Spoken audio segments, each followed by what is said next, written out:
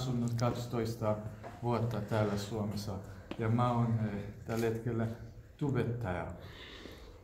Puhuttiin aika paljon työnperäistä maahanmuuttajista, mutta mä haluan, jos puhutaan meikäläisestä, jotka me olemme tullut Suomen turvapaikan ja turvan elämän perään. Me ollaan pysyvästi täällä Suomessa ja mikä vika meissä on, jos me etsitään töitä, meille ei anneta. Kun meidän CV:ssä näkyy, että me ollaan ulkomaalaisia, sitten me emme saa mitään vastausta, vaikka meillä on työkykyä ja osaamista ja meillä on ammatti. Samalla, minkä takia tietyissä ketjuliikkeissä ei ole ollenkaan ulkomaalaista otetaan töihin. Esimerkiksi K-Rauta on yksi esimerkki, miksi ulkomaalaiset ei ole siellä töissä. Nämä asiat rasittaa meitä.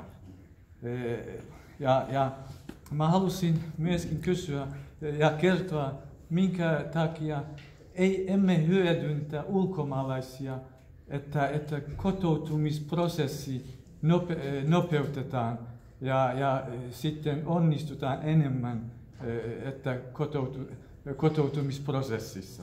Kiitos.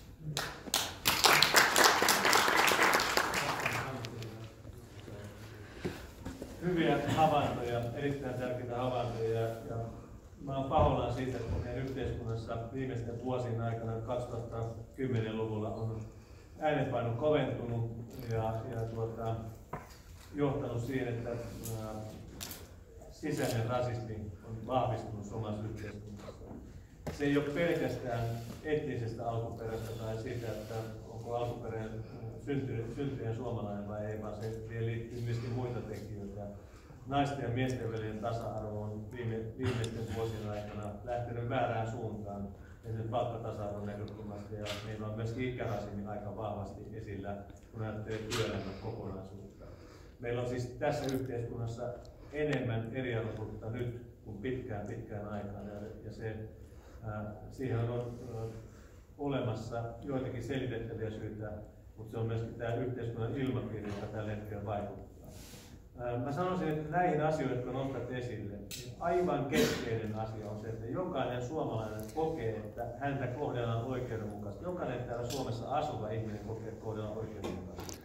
Jos tulee epäoikeudenmukaisuuden kokemus, se tarkoittaa sitä, että aletaan etsiä muista ihmistä syitä. Ja tässä tilanteessa on käynyt niin, että oman elämän epäonnistumiset on aika monen kääntynyt muiden synnyttämisongelmia. Se on väärin. Sen takia meidän täytyy tehdä eriarvoisuuden torjuntaan kaikkien suomalaisten mahdollisuuksia lisäävää politiikkaa, siis eriarvoisuuden torjuntaa ja kaikkien suomalaisten Suomessa elävien ihmisten elämän tulevaisuutta mahdollistavia asioita. Tämä on iso ongelma, iso asia, joka pitää laittaa kuntoon. Kiitos.